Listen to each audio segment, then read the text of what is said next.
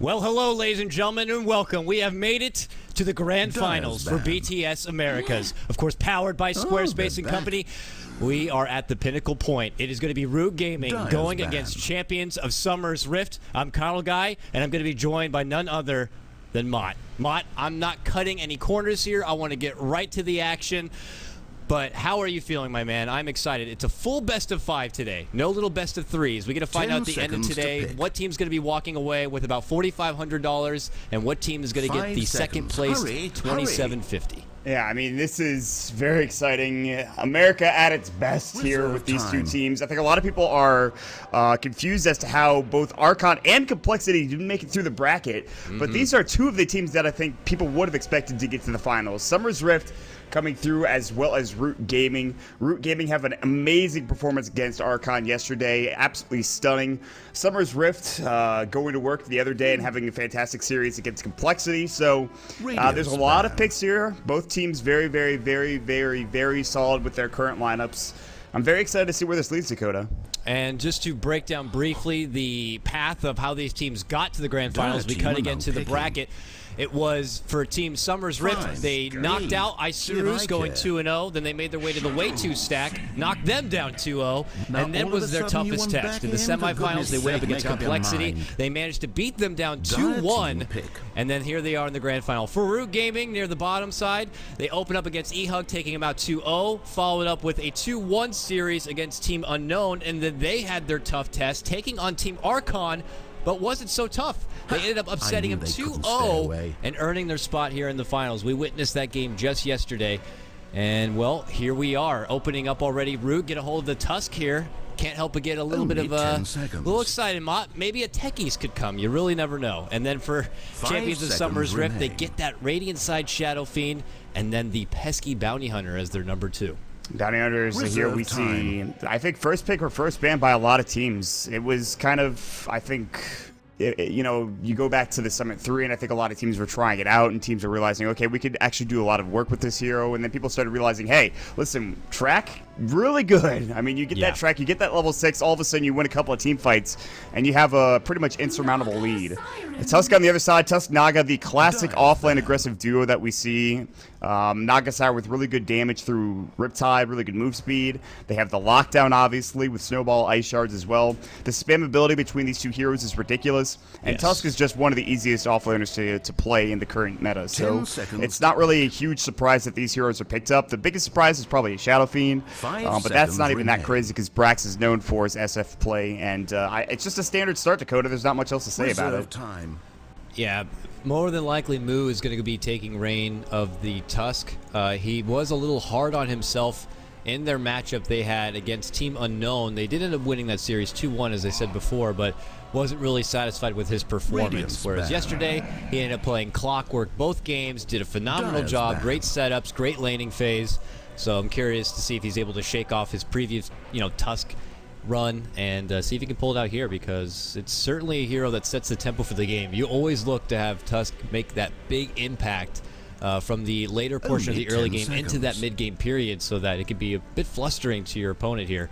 Something that you definitely want to have, especially pressure against the lineup where you have that Shadow Fiend looking to dominate the mid-land side. But Sumsrift will need some sort of additional support and backup for this Shadow Fiend in particular. Earthshaker seems to stand out to me as a viable option. You're going against Naga, who already is an illusion-based hero, could certainly amplify the Echo potential and just provides the necessary defense you might require for your Shadow Fiend to really thrive. You need someone also to kind of work with the stacks and build things up, so you just need someone to be on the back-end side. If not, Earthshaker, Dazzle, also a phenomenal option to go to. Yeah, are you talking about I'm assuming you're talking about the side of Sumsrift with your Shaker. Yeah, the thing about that is that Bounty Hunter is going to be roaming around a lot, and maybe you want a lane support to help whatever safe laner you have, and I don't know if Earthshaker is that lane support. He's good with Fisher, obviously, but Earthshaker, I think, works particularly well with a lane support that is more dedicated. I mean, obviously, Earthshaker is going to be the one buying the wards, maybe doing the stacks, things of that nature, but keeping your safe laner safe is, I think, pretty important as well. They certainly could go for it. It's just not something I see very often, Bounty Hunter and Earthshaker together. However, still a very solid support pickup. Rue could go for that. I would really like to see like a Nagasire and Earthshaker, maybe Tusk tri-lane. That could be a lot of fun. But, yeah, I mean, that is a pretty top-tier support pickup. You have Rubik as well. It's still in the pool. CM we see occasionally here and there. I think most notably was picked up by Fogged and Archon a couple games back. They're going to go for the Lina, which is, I think, maybe a safe lane Lina. We'll see if Brax plays the SF and UR plays the Lina. Could be support Lina as well, which is something we don't see as often, but it's definitely viable. It's interesting also Sumsrift not putting priority in Mike's pick. Usually they like to grab the offlaner early, so Mike gets one of his secured grabs, whether it be the Clockwork, and he's also shown to play Earthshaker as of recent. There's still Darkseer out there. There's still some other options he can go for. It's not like the olden days with your Bat Rider that we used to see Mike play a lot, or even the Centaur. So Darkseer seems like one of the other options possible. Maybe you toy with the idea of an axe at this point. I mean, Naga could help with getting some additional spins off. Dazzle, of course, is the main reason you want to be able to kind of debunk any sort of grave saves there. And I also like the nod from Sumsrift, banning out the techies, giving a bit of respect to Rude so they don't try to pull out any of those, secret tactics. Well, I mean, Sumsrift know how good. I mean, we saw it in game number 2 against Complexity. They know how good that combo can actually be, so it's no surprise they ban it out. I really like the idea of not only an axe offlane for Mike, but you mentioned the Earthshaker as well. That was one of the heroes that I've seen him play the best on. He seemed to thrive with it, and it feels like a North America grab. When you think Earthshaker offlane, you're like, okay, yeah. And there it is. I mean, this could also be played as a support still. I was mentioning how I'm not a huge fan of it, but it could work with the Bounty Hunter.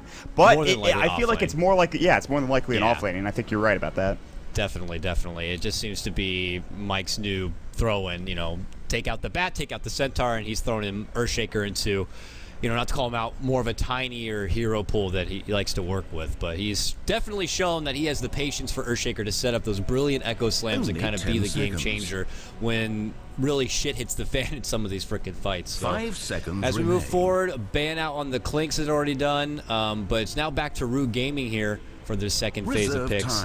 Looking for something to probably thrive a little later into the game. Their Monkeys Forever pickup. Obviously, they're going to be getting rid of the PL, but he has shown already his flexibility in picking up something like an AM, let's say, or other notable options for Monkeys Forever here. Bloodseeker is still out there. Do you think this is a Bloodseeker kind of a game? Oh, Viper, at least for now. Well, I think the Viper could be mid. Bloodseeker safe lane is definitely something. I'm surprised that hasn't been touched yet. And Sumsrift can run it as well, like Lina, Bounty Hunter support duo, Earthshaker off lane, throw up the Bloodseeker, and that's something the UR plays a lot. The Anti-Mage was, I think, more of an important pickup, though, and they banned that out, so that's smart. Yeah. So.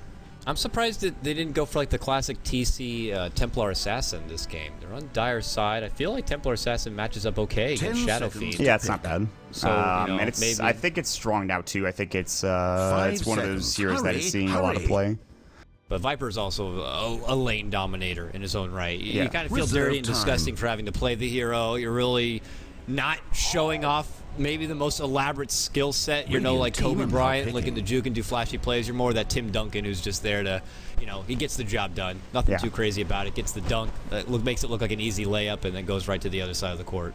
That's sports ball, people, for all you nerdlings out there who don't know what I'm talking about. But it's going to get the job done, and that's what's important. And it's going to be a real problem for Shadow Fiend, and it's them taking advantage of the fact that that Bounty Hunter is going to roam around, and they'll be lacking in that support because you got to have someone in the lane or you're going to have someone to be by the side of Shadow Fiend. Someone is going to get stuck in a very tough laning phase. We'll have to wait and see. Last pick coming out for Sumsrift. There is 1 minute and 12 seconds left on reserve time now. There's a lot of options here because we don't know where the Lina is going. We don't know where the Earthshaker is going. And this is a cool thing about Sumsrift Draft is that they have so much to work with here, and they can decide at the last second, here's what we're doing, here's where every hero is going, and decide from there. Shadow Demon, it is going to be, I think Shadow Demon Bounty Hunter could be that roaming support Lina safe lane more than likely as the carry, and then Shadow Fiend mid, Earthshaker off lane. That should be what the lineup is going to be for Sumsrift Dakota. I mean, Shadow Demon's great. He's good at being able to zone and be that support in your laning phase, has the capability of getting a quick save with his disruption, and then later in the game, it scales beautifully. You can even use it offensively and help your Shadow Fiend split push, and my goodness, the little Pugna one. Gonna be coming out here. This is a lineup that definitely has their eye on the clock. They're going pretty siege heavy here, Maut, not looking to take it into the late game, especially that's fluff on this support Naga. Sure, there's possibilities. There's feeling there for Naga, but more than likely they're not looking to kind of take this to the long game and risk going against this farmed up Shadow Fiend and possibly Lina. This is going to be tough. Naga Siren setting up a fight, Tusk getting involved, and you have a Pugna throwing down Nether Blasts, and Netherward's pretty good here this game, I think, against Earthshaker, against Luna specifically. Shadow Demon as well is pretty important, even Shadow Fiend too. I think Pugna with Netherward, with Nether Blast, like you mentioned, they definitely have their eye on the clock. They definitely want to try to push down these towers as quickly as possible, which leads me to believe that Shadow Fiend will inevitably build something like a mech to deal with whatever early aggression and fight.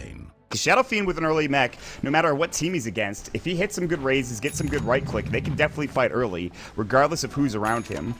I was thinking possibly maybe an aggro setup could have came out here for Root, throwing Tusk in the solo safe lane just to go toe-to-toe with Mike and then have the other three go bottom and add pressure there, but I don't think that's going to be the case. Moo is already on Root here, Maut.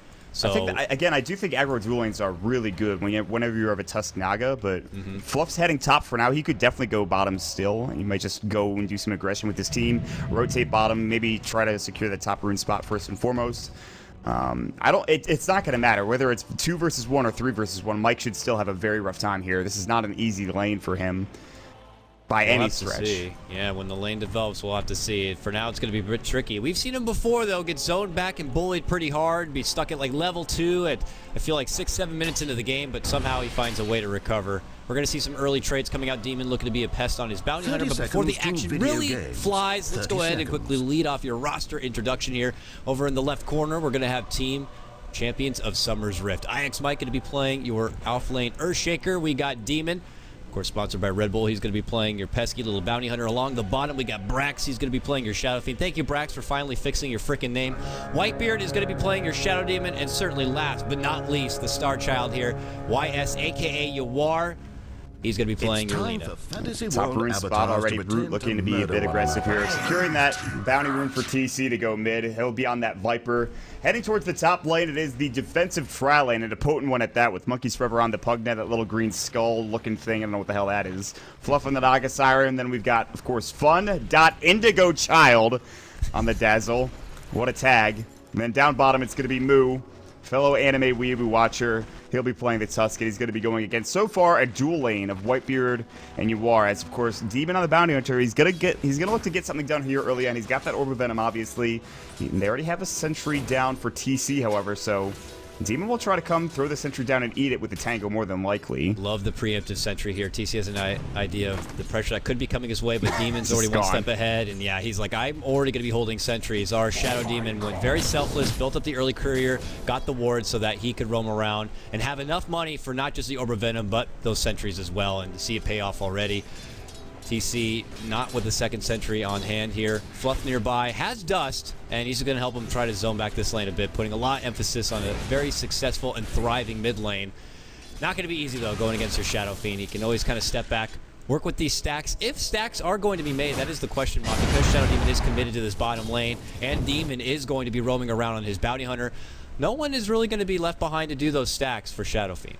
Yeah, that's something he's going to have to do on his own, or just deal with, like, single camps. Maybe Bounty Hunter eventually goes, but Mike misses the Enchant Totem, does hit Fluff in the face with the last hit of it, but still, they won't be able to grab the kill. They do a lot of damage to him. He'll eat his way through with the Tango, but he's fine for the most part.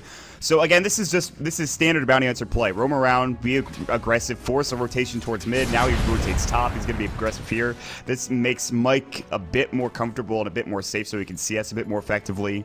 And at the very least, though, it does allow Moo a little bit more pressure bottom lane and the ability to get some last hits. But Moo's sitting level 2, 0 last hits in the bank. He does grab an Illusion Rune, and he's rotating mid with it, interestingly enough.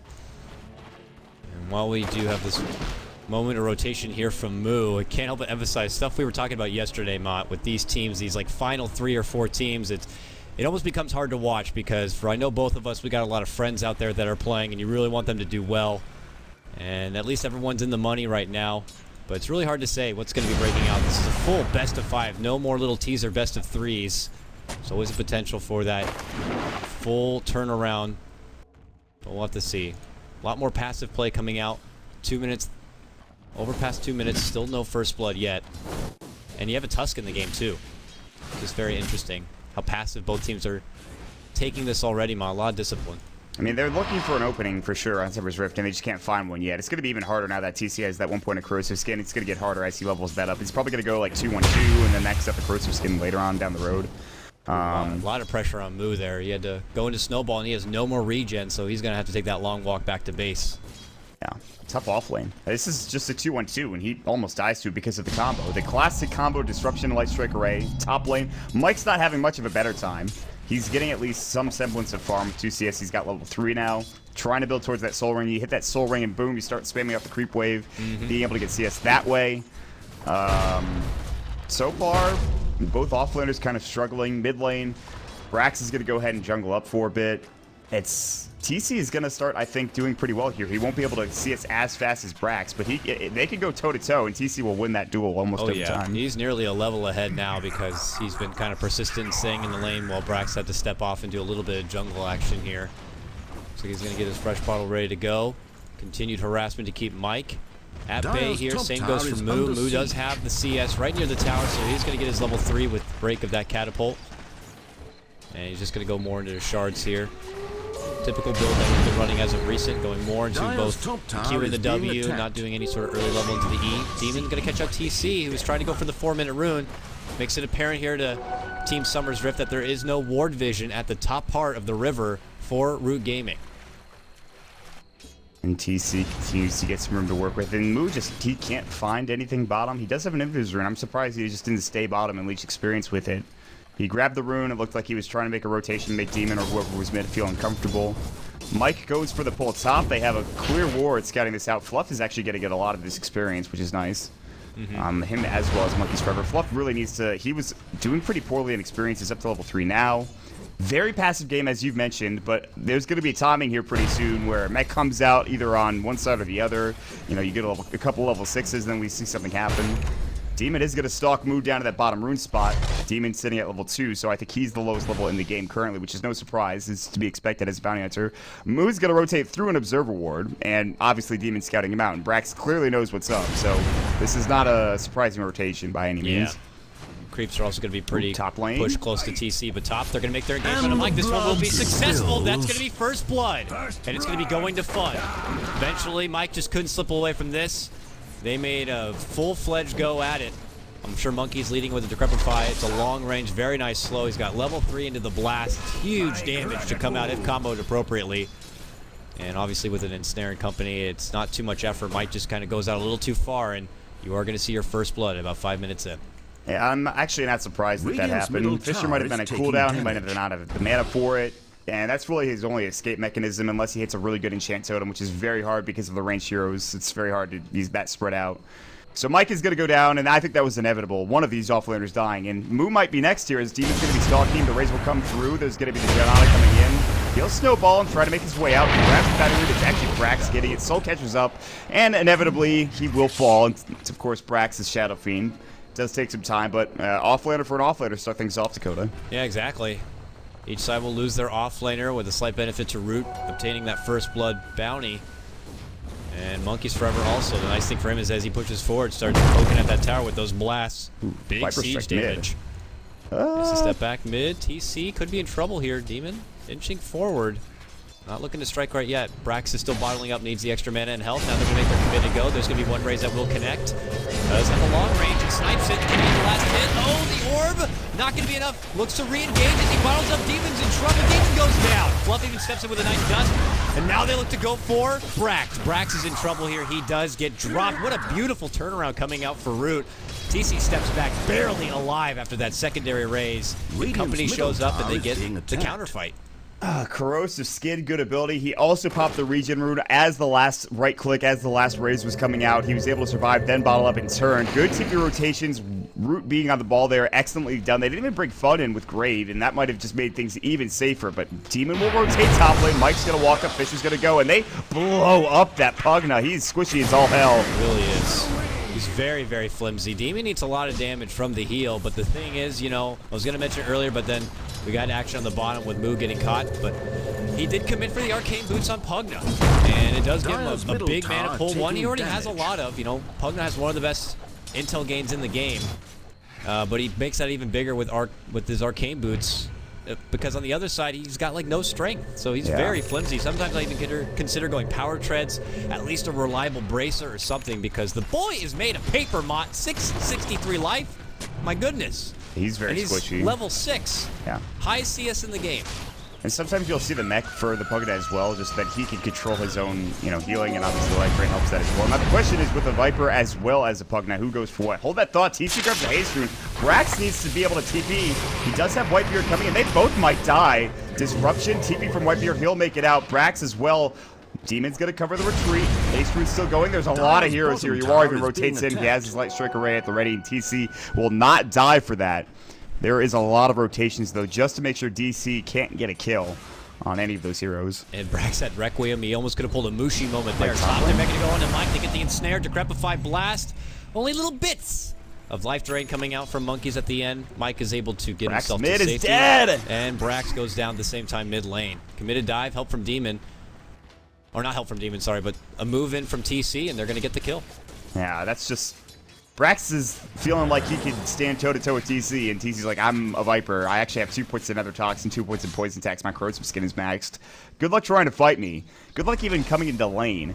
And Brax is like, okay, now is when I could have used maybe some camp stacks, and that's exactly what he's getting coming through from Whitebeard. He's rotated out of that bottom lane. Yuar is going to get some free room to work with, obviously. Now mid lane, TC is going on Demon, just doing some right-click. And top lane, they are pushing this tier 1 tower. It's a Pugna. Again, we talk about time on the clock. And they're looking to take this tier 1 tower down before 10 minutes, Dakota. They will be able to get it here. It's going to take simply 1-2 blasts, and it is definitely down, plus the assistance coming out from Fluff and his illusions. Mike will show up, try to get a quick hit with a fissure, but it's not going to really stop them from getting anything. Mike steps back, very close to getting his level 6. He has the soul ring, so he pretty much has unlimited farm capability as long as he has a lane to kind of work with. And all the meanwhile, Demon goes back on the prowl. Still level 4.5. Would love to be level 6. Getting that track certainly would boost a lot as far as having the intel to scout out your opponents, as well as possibly bring in some sweet bounty. Nice snag from Demon. Takes the DD right under the nose of TC. He's just gonna chill and he's gonna head north, drop down Observer Ward, doing bounty on Stew. Scrap Vision, still not level 6 yet, it's not even close to it. And this is where it becomes a problem. Already going to work in the mid lane, Maut. I mean, look at this tower, it's almost dead. This is the problem when you pick a bounty hunter into this type of lineup, or even before they grab this type of lineup for Root, is just he doesn't do anything. They have to hit 6 and they have to win a team fight or get a couple track kills. And then the gold starts going in. Top lane, he is going to find Fluff, and he does have a double damage. Fluff has got the ensnare. He's going to have to maybe turn and use it. They did grab the tier 1 tower top lane. That is a long range ensnare. He's going to try to TP. Snowball's going to go through, and it does connect, and Demon should go down, but he will take Fluff with him. Fluff could have just backed away. Moo kind of held out of the ice shards for a long time there. Not sure if it was on cooldown or if he didn't have the mana, but inevitably it is Fluff going down. And actually, that's some experience going the way of the bounty hunter as well. Experience that shouldn't be there in the first place. Maybe a bit deceptive. Could be at one hand Fluff maybe not being a bit more cautious and stepping back, or maybe Moo not unleashing his full fury right at the get-go and expecting that bounty hunter was going to go down a lot sooner. Not the case, and Demon's happy to just be picked off with still getting something to his own. And that's 2 towers down now for the side of Sumsrift in a lineup for Root that does need to kind of press quickly. You already see them go from top to mid, now at bottom already. Move, snowballs on forward. Yuar, quick to react, gets the Yules up. No follow-up yet, gets uppercutted and send the face, tries to get off the stun, which will miss. Ends up going down. TC gonna pick up that one. Whitebeard on the retreat, they can't stop him. He's already gone, Fluff too far for an ensnare. Moo, obviously no snowball ready to go. And here comes Root Gaming Maut now to the bottom lane, looking to wipe out the 3rd tier 1 tower. I mean, Yuara even had a Yule Scepter, and it's just not going to save him. Already you can see Sumsrift are kind of just scrambling, and Brax doesn't have much farm either. He's starting to get up there, but they're in kind of a compromising position currently. They're going to lose their tier 1 tower bottom lane. They're getting pressured mid as there's a rotation coming through. Monkey's Forever's not going to go on Brax, who, by the way, is picking up an early soul booster, whether that is an Octarine or a Bloodstone remains to be seen. But they're grabbing their items, they're grabbing the tier 1 towers, they are not giving any room for Sumsrift here. Monkey's Forever backing away. And it's just, I think a big issue as part of this is, and it's unusual, but it's just, Demon, it's not level 6 yet, he's not really getting anything done, he hasn't really, he's been involved in 3 kills, yes, which is great, but yeah, it's just, it's not there yet. Ooh, mid lane, looks like Fluff's going down. Not enough for you. That's your classic Lina executed combo, nothing really, exciting there. Yules, stun, Dragon Slave, Laguna, go down all the buttons on your keyboard and get killed. That's top lane. Nether Ward, tickling a Whitebeard image, tries to go for Monkeys. Monkeys very squishy, gonna get brought down. Brax stays to get the kill, and now he could be stranded here. Moo already on pursuit. It was greedy. I And didn't really he's want got to nowhere to kill. go. Yep, he's going to get poisoned. He's going to get hit. Requiem. Snowball countered. Now he's trying to get it off. He does. Wow, big damage on the Moo, but he will live. He got the Even against double, I safety believe. grave. I think that was the double. I'm pretty sure. Moo is very close to dying there. He's lucky to stay alive. Can't they Brax- make like the colors just a bit different for like one that's a That's you know, actually a really good suggestion. like a never heard death that. like, there's got to be some difference between a death requiem and a normal requiem. That one looked like just one, but you're right. It could have been just stacked on top of each other. Moo pretty much went from full to nothing. Yeah. I don't know, man. Brax stayed a little bit too long. I think he had the right idea with that TP. He would have been able to make it out had he not stopped it and gotten that kill. But he wanted the kill. It's fine. You know what I'm curious about? It looks like Monkeys Forever going for a soul booster build up here. Now it is going to be a Bloodstone. I mean, Yep. he has a soul ring. I was like, Octarine Core, man. You know, on Pugna. Pretty good. Have we seen the Octarine Core and the Life Drain work together? That might be pretty fabulous. I don't know. Yeah, I'm not sure how that actually works. I'm pretty sure you get healed more. That it should work that way because it's just magic. It's just gonna, Put the together spell with the game. Ags, and you're going to be sucking all day. Yeah, the thing about that is that the Aghanim Scepter already gives you the 0-second cooldown on Life Yeah. Drain, so that's one of the Yeah, takeaways from cooldown's getting not Life big. Drain. Hey, 2 wards. I think you get 2. Oh, Demon You is can. looking to go on TC. Now, this is a track kill if they can get it. The Laguna and everything. Man, they pull out everything to get TC down there. But he does end up getting dropped. Moo could be nest. He does get a snowball forward. Can he get the kill on Whitebeard? At least a nice trade. Will get grabbed. Yours out of mana. He is out of mana. No one charges, no nothing, but there. Does get the Dragon Slave mana right there at the end. Will finish him off. Makes it a 2 for 2, but that is a core TC down. Yeah. In the exchange. Brax now looking to cut off the Indigo Child here. And, okay. That was a very, very scared Shallow Grave. He's like, don't touch me! That was actually the funniest thing I've ever seen. I mean, let's be honest. That was a very big black Shadow Fiend in a dark alley, and Dazzle was nervous. Let me get my pepper spray out real quick. Ah! Alert! Alert! Yeah, it was. Oh that was my funny. god. Alright, Fun will survive. His Grave's gonna be on cooldown. It's at least necessary that he does that. He keeps himself up and alive. So, okay, what happens here? Going back to what happened bottom. Yuar actually had enough mana because he had that mango that he saved up from the beginning of the game. Pop the mango, boom, easy kill onto Moo. And like you mentioned, TC going down. They do have the mech now on TC. I think he just picked it up after the engagement. It's time to, I think, maybe farm up for that Bloodstone and then maybe think about fighting. The Bloodstone provides enough health and mana for the Pugna to be pretty okay in these fights. Obviously, you'd like to be a bit more tanky, but he's going to have it here in a second. Maybe get Boots of Travel next. I don't even know. Probably picks the Aghanim Scepter after that if he wants to. And they start going for stuff here because TC is, or rather Brax is starting to get farmed. It's starting to get towards that BKB. No mech for him early on in this game. Demon now has track, by the way, and he's going to head towards bottom. TC might get caught out. He's so fast. Look at him go. He's like a race car. No track. He'll probably get it as he's about to leave the lane, just to get one little quick track off. Or maybe he values being secretive here. He's waiting. They're still stalking TC from the high ground. Whitebeard, he's going to get the disruption from here. He will. Yuar is going to set up enough. Demon still needs to turn the corner, get there with the track. Got it! That's track gold. Beautiful setup right there from Summer's Rift. All right, the patient play starting to pay off for Summer's Rift. The lack of pushing from Root Gaming, the fact that they're just getting picks on the side of Summer's Rift, and you kind of feel like you have to stay together through Root because that's just how you have to play against a Bounty Hunter or a roaming squad, especially Alina with the Yule Scepter. We talked about Corrosive Skin, but even without the pure damage, this Laguna Blade still does work against that Corrosive Skin. Fluff will walk in, he'll find Demon, but he won't use the dust that he's got currently. He thinks about it. Shadow Walk behind the tree line. Oh, the song will catch, though. They got He's dust getting on ready Moo. to go. They got dust on Moo. They're waiting. They're waiting. They're not looking to pop it. They do nothing. Okay, that was a song later. of the bye. But, double jump between the two here. Shuriken toss comes out from Demon. He gets another track. This one onto Moo. Moo going to be forced to snowball. Maybe not ready to engage. Monkey's Forever here now. Drops the ward. And Brax with a big Requiem from the high ground. Moo going to be saved temporarily from the grave. Looks to fight out against Yuar. Yuar will go down. That is a kill from the ward of Pugna. A 2-for-1 trade, still the advantage for Champions of Summers. Rip, but TC now goes toe-to-toe with Brax. Brax says, I gotta go. Can he make it out? He can't. No, he can't. Gets dropped right at the end. The little poison tick, the extra dot.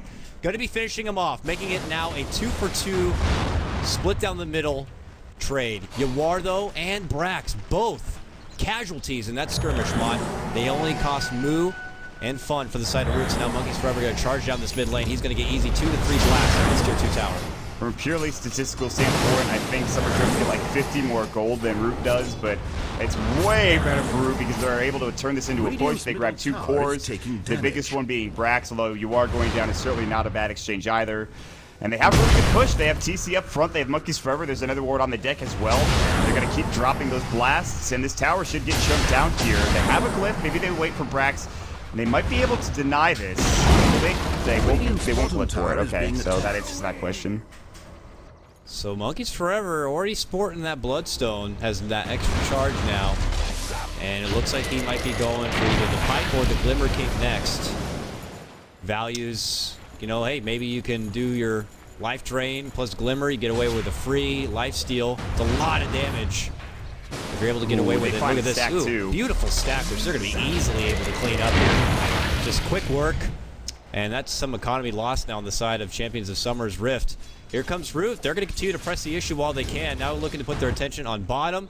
Very difficult game right now for doing objectives on Radiant. They have yet to take a tier 1 mod. They're trying to, but there's a smoke rotation. Fluff doesn't have Song. They're going to try to glyph this and defend it. They're wrapping around for the backside. Brax needs to be careful. He does have BKB. TP coming through. Might see the BKB TP away. He will have it here, but great demonic purge and a Fluff. Won't be able to catch on Brax. Brax does BKB. Lower's punch comes through. They have no way of stopping his disabled bottom lane. Viper going to work. Rather, Monkeys Forever caught out. IX might interrupt. Rather, naked cover from Monkeys Forever. There's the track up.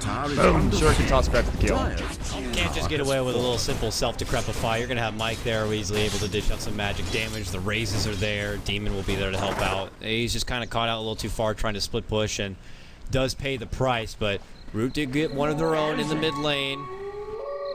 And very interesting build-up, I was going to say. While in that skirmish, I clicked on Dazzle. No weave here. I guess probably going to save it for level 10 and get it the second point at 11. But puts more value in having the extra points in Grave and Heal, which, don't get me wrong, being able to level Grave is such a huge thing. That range really does enhance the experience of being able to save a teammate on the brink of death. But here we go, bottom lane. They're making a go. They scout out Brax. Brax is in trouble. He's just going to get slowly withered away to death as Monkeys Forever dishing out some serious life drain damage. Yeah, now it's the good old, let's have a choo-choo train down mid, take this tier 2 tower, start knocking on the door of maybe tier 3 or rotate top and push that out and go from there. It's standard stuff. This is what you expect. They do have to push mid back out because Summer's Rift are doing a really good job split pushing, and Mike now does have his Blink Dagger, so they're starting to get their items up, their core items. Brax going down, obviously, a big trade. Fluff is going to walk right into Whitebeard. He needs survive as well. Fluff has his song. He's going to Glimmer Cave first and foremost. The track did not get off. The Ensnare will come through from Whitebeard. Here's the snowball to roll in. Good force to the low ground, but the stun's still there. Move a little too far out, though. Song's going to go. Oh, the Fisher clips him as the song comes in. Walrus Punch does stop Demon now. Caught out. Tracks up on the move, but Demon in trouble. Will try to TP away. Ice Shards, they won't have enough damage to get the kill. He TP's out scot-free. Wow. All right. Very nicely done. A bit of a misplay. Fluff walking right into trouble. Was able to get the quick split and Glimmer off, so the track couldn't come right away, but eventually did catch him. Your song gonna be not utilized. Still a level 1 song at that mod, so a long cooldown. But even without Naga, they're gonna go right into the pit and go to work. They have TC to kind of take up the damage, same with Moo. And it looks like they have the respectable damage. Certainly helps since someone has a medallion. Yes, Moo does. Makes it a lot easier. But look at this, already pings coming out from the Radiant. They're on the move. Demon gonna be first on the scene. There is a sentry obviously in place. Fun's gonna scout it out. Looks moving. Gets a track on him now. Demon in trouble. Disruption. Tries to help. They put it on TC, but Demon, he gets just ripped apart. Beautiful placement of this ward from Monkeys. Puts it on the high ground. Not easy to scout. And it's going to do some serious zoning on its own. They know that it's there, but like you mentioned, it's really hard to deal with it. Blink Echo Slam from Onyx. Mike on to 3. The Requiem goes as well. TC in trouble. Glimmer can't stop. The Snowball's going to keep people alive. Mike will fall. Turns out Moot not losing anybody. There's Laguna. Blows up that poor freaking bug. Ice Shard snipe onto the usage of Yawar. Brax in trouble. He'll TP out. Whitebeard on the run. A Riptide would grab the kill. Fluff's trying to get in range, and he might be able to get there. Doesn't micro it. Instead turns and looks to get back towards Roche. They take a 3-for-1 exchange. Monkeys Forever already back alive.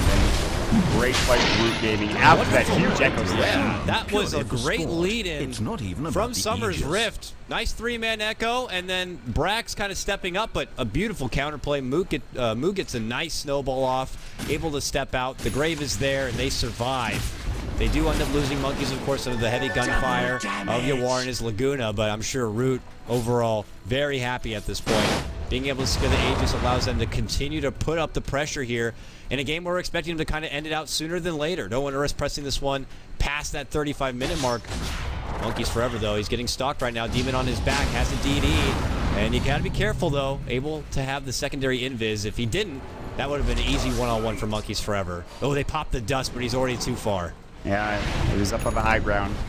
They want to go, though. They don't even really care about that tier 2 tower top lane right now. It looks like they want to pressure tier 3 mid, but there's some farm, and this tier 1 tower bottom lane is going to go down. Brax will be able to grab it. No glyph it.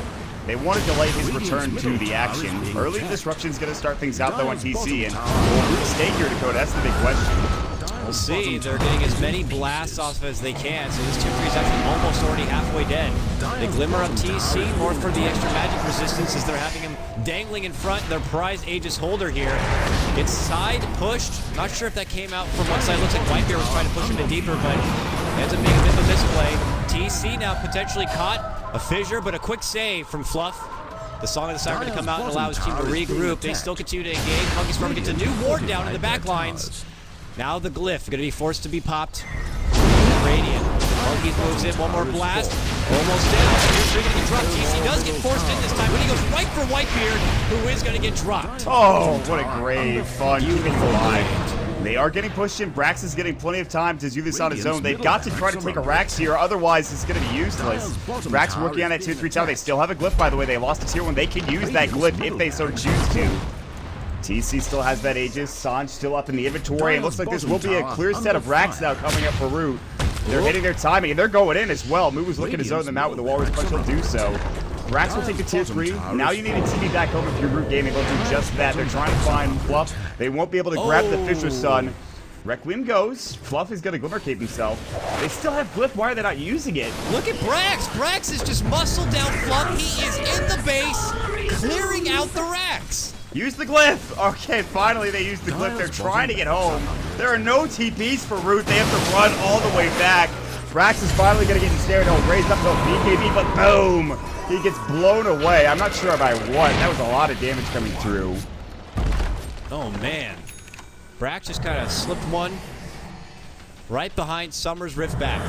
He gets some good damage, not as comparable as the damage that had already done to his side. But Sumsrift definitely still in fighting shape here. They need to kill the siege creep. This range Rax is gone. They clearly do not care about it. Yeah. It's not going to be able to regen. Get it! It's goodbye range Rax. Sorry. So your base though. Still not as bad. They hold the melee racks here. It's a little bit of pressure, a little bit of relief for Sumsrift's side. Still have a fighting chance, still confident in their late game capability. Root Gaming, though, persistent. Know that their lineup, they want to continue to press forward while they have that advantage. And it looks like Monkeys Forever, man, a lot of magic resistance coming out. He finished that Glimmer Cape, but he's still going forward with more. Hooded Defiance already complete, looking to go right into a pipe. They're looking to shrug off everything they can, and of course, this isn't just for them and their heroes. This is for all the creeps and whatever push they got going their way, looking to siege. They want to be as durable as possible. They have a clear game plan in mind, and it so far is working out for them. Solar Crest is going to come through for the Bounty Hunter. Not the most farm in the world for Demon.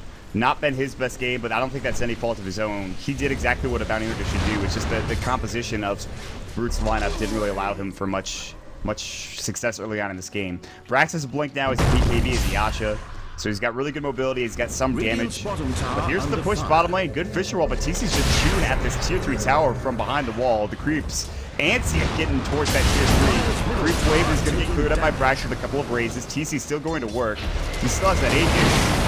They're going to disrupt him finally. Monkey Swerver has that Nether Ward in the back lines, and Demon throwing up the tracks, not taking too much damage. They still have the song if needed, and TC's just going to shoot down this tier 3 tower. It's not even going to get denied. And Root will reset, wait for the next Brute Wave, and maybe try to go for another push again, Dakota. And if they lose this Rax for Sumsrift, I just don't think there's a way back into this game. I mean, look at just the damage that Monkey Swerver is able to do. Each time he steps in there and drops a blast, this is significant damage that it's just going to wear on them over time. He's trying to get a bit more of the damage, of course, on the melee rack side, which will revive. But they're happy to play this slow siege game. Certainly while they have the Aegis now. Smoke, Aegis is gone now. Mike's looking for a wrap here. Mike's looking for a Blink Echo Slam from the backside, but he's the only one out of the base. Way up north, fogged up here. Oh, this is a beautiful moment right here. They can catch it. Oh, right there. Mike. Oh, man. They're just so close. It's probably He's hard for him to afraid. see. It's really hard for him to see, I'm sure. But there are just he brief doesn't know if they windows have where they vision. are all together, and he can't find it. There's He just doesn't not know the where vision. they have vision. He thinks there's like vision maybe on the Uber clip or something, and he's really afraid that if he walks up too far in the smoke breaks, they're going to see him. Yeah. And it's just not the case, and it was perfect timing because it's nighttime, but he decides to back away, and what could have been a great play turns into them just losing a range Rax, melee Rax getting chewed down. I think TC might have finally lost his Aegis. He did. But I don't think Root show any signs of stopping here. I mean, everybody's tracked up, but do they give a damn? Clearly not. They have everything at their ready. Yeah, we're here to play, and they know that Sumsrift is stuck here as well. That means they're not anywhere else farming. They're stuck just farming. Oh, okay, he's gonna jump in. Gets the Echo 1 to 2, a stun on all 4, but the follow-up is not really gonna be there. Brax dished out a Requiem, but they're already too far and gone. Are they going to extend outside the base now? I don't think that's a smart idea. Now your BKB is down, your Requiem, your Echo. This is Root's time. They're gonna move in. They're going to get the Walrus Punch, brings Brax back. He gets a force, and he's out. Back to safety. But there's no tier 3 to hide behind now. The Ward's going to be going down, and Trouble is moving in the form of Root Gaming. This Rax will drop here, and Root Gaming look like they're in full control to take game number 1 of this best of 5 They're series. not even that far ahead, but like it's the heals from Fun. They didn't even need to use mech that fight, by the way, from TC. He had it at the tail end of that engagement. Decided, I don't need this. So it's the mechs, or not the mechs, rather the Shadow Waves. It's the Glimmer Capes. It's the Nether Ward, keeping them at bay.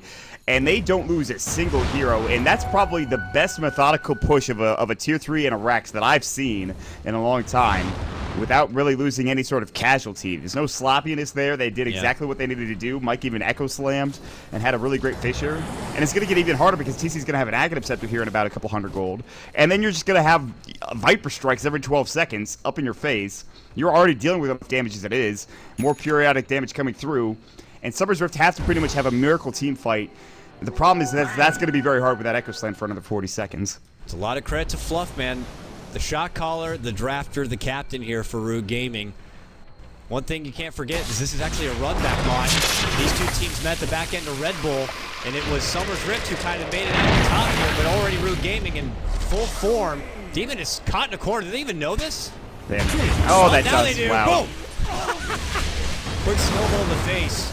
Demon goes down. He's out. 40 seconds. No buyback. But yeah, this is a runback, a rematch, if you will. Now, the Sumsrift roster has changed up a little bit. They had BSJ previously, and now they have Yawar, but Root Gaming, this isn't their first rodeo.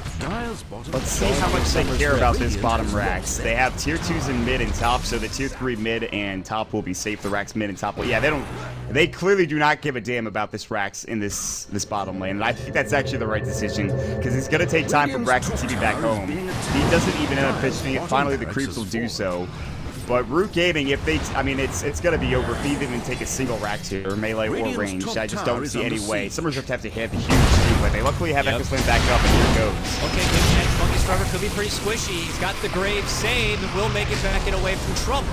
Mike still waiting, back in the pocket with an Echo, hoping to catch someone. Snowball is there. Fluff gonna make the call to pull out a song here to help them regroup a bit. Make sure they're split, make sure they don't get punished for being clumped up. Just that minor timeout. Now, Root still going to push on here. That's the Shadow Waves, man. Fun just keeps spamming out that E button, and Monkey's back up in fighting shape. Does help that he's obviously a very squishy hero, although he does have 1,400 health points. Pretty nice. And that's Laguna Blade down for still a couple of seconds here. 20 seconds, in fact. TC's going to continue to do what he's been doing all game, which is besieging the low ground. so hard. I don't see anyone with Summer's Rift can really get a good engagement. They have to find a huge Echo Slam, I think. I mean, they're even trying to send Shouting Illusions out to stop that ward, but it is just such a pain in the butt, way too far out there for them to get anything done. Monkeys Forever gets a preemptive grave. Moves in. It's a brief walls pressure on the Demon. Now Tier 3 is down. Simply one set of racks separates Root Gaming from getting Megas here in game number 1. Going to be off on a morale high at the start of the series if they can close this one out. Summer's Rift, a team that we saw in their last series when they upset Complexity. They were persistent, techies in hand. They will draw the game out as long as possible. If there's an opportunity to move in, big right wheel for Brax if he can get it off. But a nice save from Moo with the snowball. Now they're going to look to have a follow-up here possible. This could be the final hurrah for Summer's Rift. And it's not looking like it's going to be a lot. Ammunition already being spent. Brax does move in. TC, though, able to shrug off the damage. And look, they're just going to step back, Maut. They're going to recover. Monkeys is like, have a little bit of this. You're good and ready to fight once more. And this could be the beginning of the end. I mean, it's just they have so much to chew through. There's Grave, there's Snowball, they have Mech, they have everything, they have the Cruncify. Even if they get a Laguna Blade off, there's no guarantee they get a kill. That's the biggest issue currently. You saw the Requiem, Snowball made that a big whip. TC's actually stuck with this Fissure. Might need a Grave here, they're going to use it a bit early. They won't grab the range Rex. He's going to get Yule's up in the meantime. Snowball can come through. No, nice Song's save. already back off cooldown. That's a level 2 Song, by the way. So that was a whole 120 seconds that they were sieging that top lane, Dakota. That's actually insane. It's just a lot of both teams just butting heads here, but Root Gaming wearing their helmet. And they're moving in. They have this clean-cut uniform lineup, a game plan in motion, and one that Summer's Rift can't seem to crack. They move it with a good jump out, but it doesn't work out for them. Now, the ultimate YOLO play. They smoke up, and they're going to wait for an opportunity to get the big jump. This is on Mike to get a big Echo Slam. Oh, he goes in. Does catch the 2 here. Monkeys Forever will go down. Blue is going to be saved with the Grave. Looking to re-engage. Awar backs out. BT beat up. They don't lose anyone yet, but he gets blown up. The Pugna Ward annihilates Awar. Now Moo happy to chop down the racks.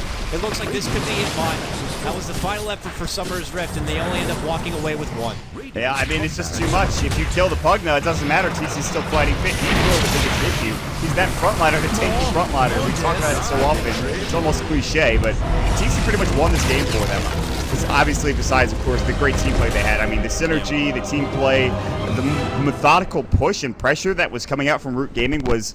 I'll call it solid. That's what I will call it, Dakota. I think that's the best term I can use for how Root Gaming played in this particular match. I mean, it was a lot of what we saw yesterday in their series against Archon. These boys look very uniform in their play. Well, it almost felt like that draft was something premeditated and something they have ran time and time again. I mean, I look over their history, and I really don't see even the Pugna picked up. And that's just that makes things even more impressive for Root Gaming, for them to be able to throw this together and make it look like it's something they have been kind of rolling with in scrims. Maybe they have been rolling with in scrims. That's something we don't see, but what sharp play coming out from them. So they're going to be going into game 2 good, feeling great, high morale. Champions of Summer's Rift going to have to shake this one off, but we got a long series ahead of us, folks. A full best of 5 for you. This is the BTS America's Grand Final, powered by Squarespace. I'm KotLGuy. That's Maut. We'll be back in a few minutes for game number 2.